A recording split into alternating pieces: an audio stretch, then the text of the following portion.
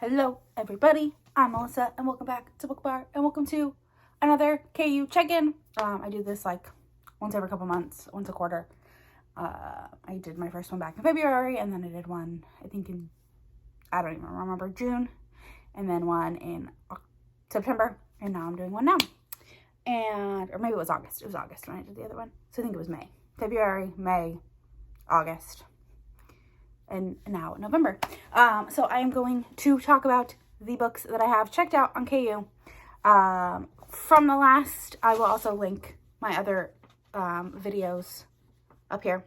But from my last KU check-in, there are 8 that are still on the list. I also forgot last time, I only did 19. I forgot to talk about The Stopover by TL Swan.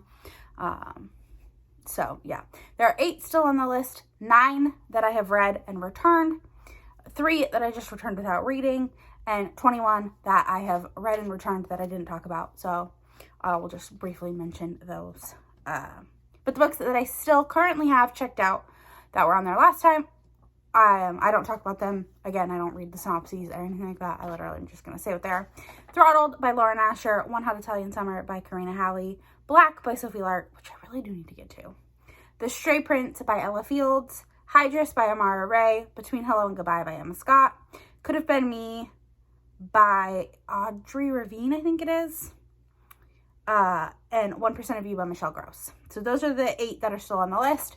The 3 that I returned were all 3, or 2 of them were from authors that I was going to see at Wanderlust that I ended up just not reading, and then one I just decided have not been in the mood for it. I might not be in the mood for it for a while. So that's Messages from the Other Side by A.R. Hall, King of Corium by Beck and Hallman, and Misbehaved by Charlie Rhodes. So those ones have been returned. I still have them on my want to read list, so they're not gone for good or anything.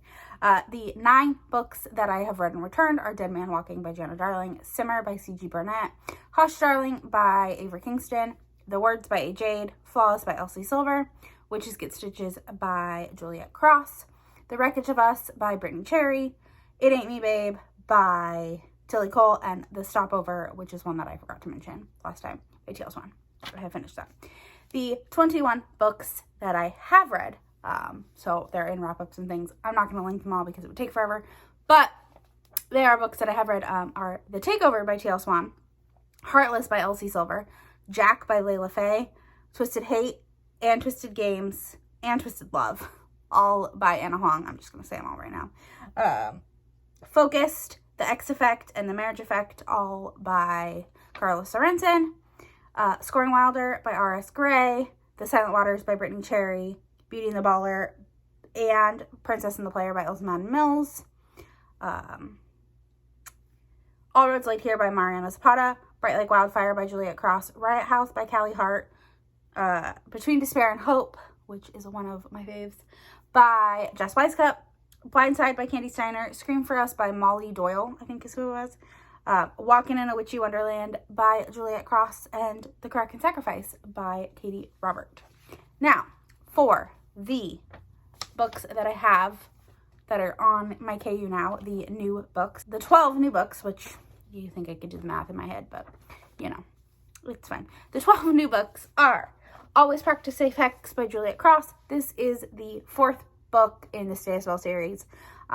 This follows Livy and Gareth, and Livy is the influencer witch, and Gareth is a Grimm, which we know nothing about Grimms, or very little about Grimms up to this point in the story, into the series, and they are competitors in a competition.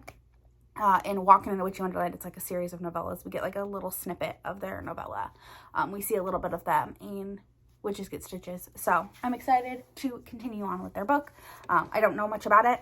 I'm not going to say much about it because it is the 4th book in a series where you really should read them all. So I don't want to say a ton just because for that reason, I want it to stay fairly neutral, and I don't want to know much about it, so I don't want to read the synopsis because I'm excited to go into this one, and I just know that it's going to be 5 stars.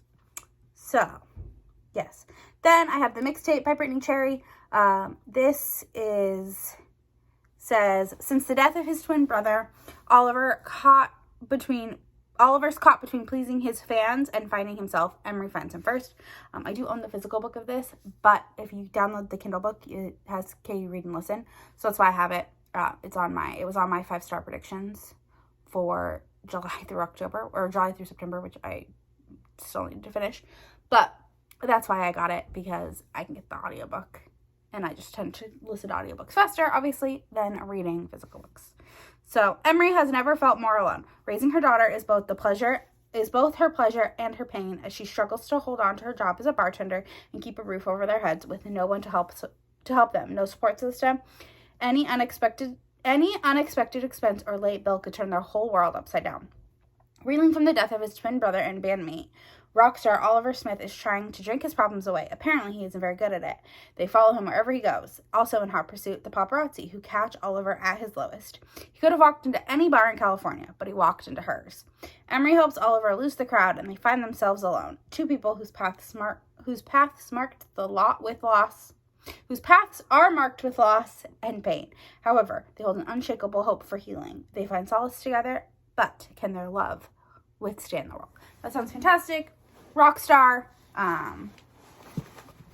possibly friends to lovers, single parent. Oh, I can't wait. It sounds fantastic. So sorry if the angle changed. I just had to adjust everything. My ring light fell and it's the whole process. Okay, the next book that I have is The Casanova by TL Swan. This is the third book in the Miles High series. Again, it's on Kindle Unlimited Read and Listen.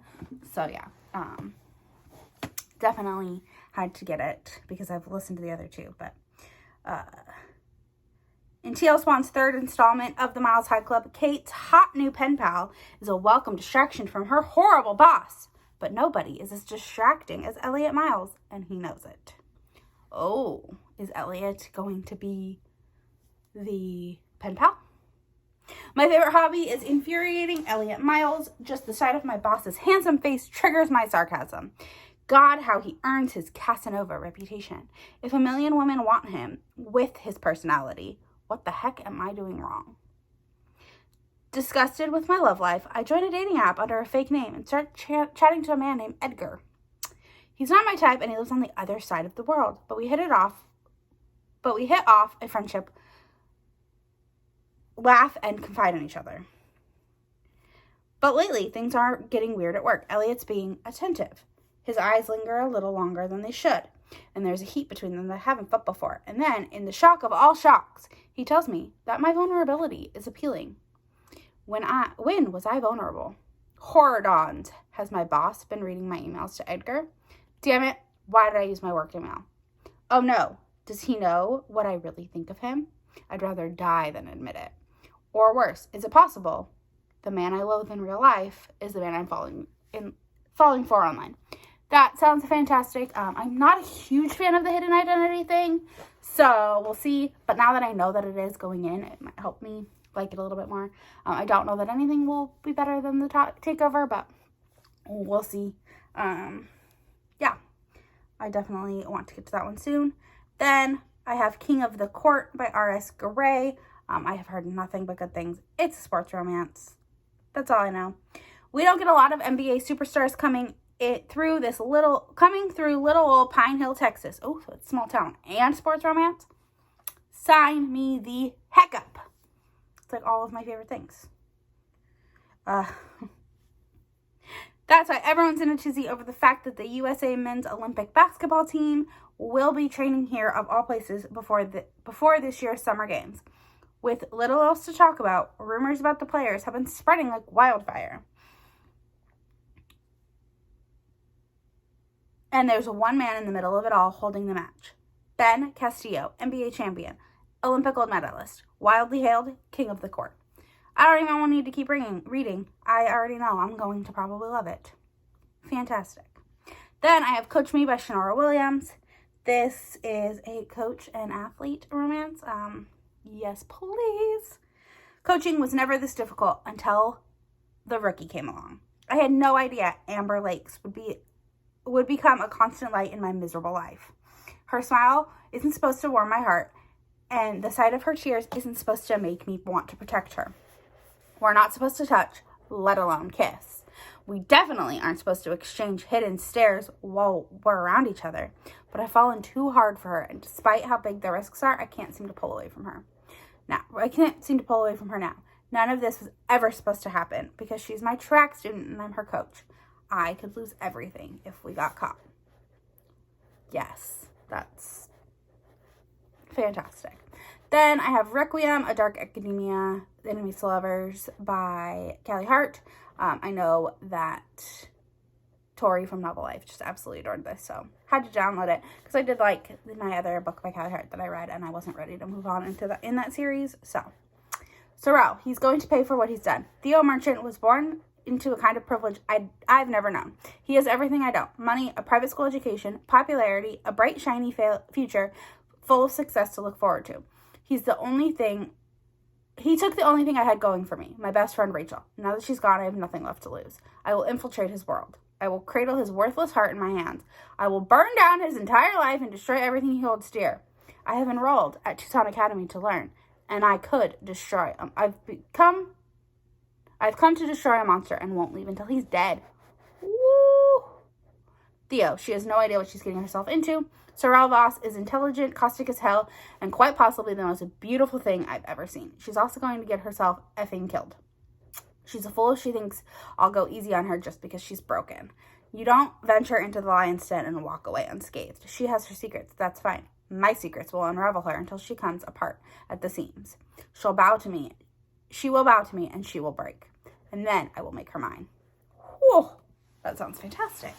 Yes, definitely. Excited for that. Then I have Blame It on the Blame It on the Tequila by Fiona. This is the second book in her Blame It On series, Blame It on the Alcohol series that follows 3 friends. I read the first one, Blame It on the Champagne. Right? Was that the first one? Yes. Blame It on the Champagne. I read that one for a vlog where Instagram chose what I read for a weekend. So I'll link that up above. But it started on the dance floor after too much tequila and ended looking into the handsome face I never thought I'd see again, in person at least. I saw his face all the time on magazine covers. To the world, Parker Callahan, famous rock star. To me, he was the boy I loved, the stepbrother who left me behind to follow his dreams. After our tequila-fueled encounter, he wants me back. But that's a road I'm not ready to walk down again. He broke my heart once, and even 5 years later, I'm not sure I could handle another blow. Ooh, so it's a stepbrother romance. Love me a good forbidden. Always. Then I have Meet Me Halfway by Lillian T. James. Caitlin from the Law Librarian has talked about this one. I think she really loved it. So I downloaded it. A realistic romance following a single woman trying to balance love and motherhood. I thought about starting this, but it sounds really heavy. So I just didn't want to read it yet. But Madison gave her heart to a boy at the age of 16, but all she got in return was a broken heart and a swollen belly. Alone with a baby and desperate for the love she hasn't found, she turned to a man who sealed his claim of devotion with a diamond ring. He promised her a family, a life, a future, but the lies had only been a cover for the personal hell he introduced her to daily. I can speak, I swear. I can read, I swear. Now at 25, Madison has long since stopped believing in love, balancing single parenthood, 3 jobs, and online courses. She doesn't have the time anyway. So when the broody neighbor living on the other side of her duplex leaves a rude note on her door, she's not interested. Not in his dark hair, not in his physique, and definitely not in the dimples she's only seen a hint of. She's 100% absolutely not interested. Yes. But yeah, I think it's more of she suffered from domestic violence. So I just wasn't, I've been wanting to lighter things, although, yeah. So I just wasn't in the mood for it, but it does sound really good. And a good, when I need to cry type of book. Break in case of crying. Then I have The Sight of You by Ashley Mack. I met Ashley Mack at Wanderlust. She was just there as a guest, signing books and stuff. She wasn't signing books. She was just there as a person going to the signing. And so I downloaded her book because it sounded really good. It's a series. Alina Sorrel never planned on getting married. As her father's head of security, she was going to be by his side and on her own. The best one-night stand of her life shows up as the other half of her older sister's marriage contract, and he demands her hand instead. Now Alina has to find a new vision for her future and protect herself from falling for her new husband. That sounds fantastic.